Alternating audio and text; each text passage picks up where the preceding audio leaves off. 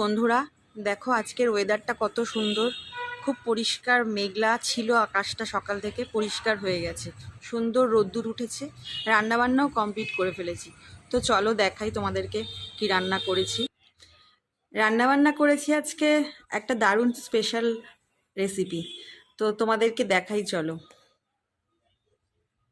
ভাত, রোজকার মতন সাদা ভাত। এখানে কি করেছি বলো তো? কুদ্রু তোমরা চেনো? কুদ্রু কিন্তু খুব ভালো একটা সবজি ডায়াবেটিসের জন্য। তো এটাকে আজকে করেছি কুদ্রু ভর্তা। আর এটা হচ্ছে স্পেশাল যে ডিশটা, পালং পনির। পালং পনির খেতে কে কে ভালোবাসো আমাকে অবশ্যই কিন্তু কমেন্ট করে জানিও। এটাই হচ্ছে আজকের লাঞ্চের মেনু।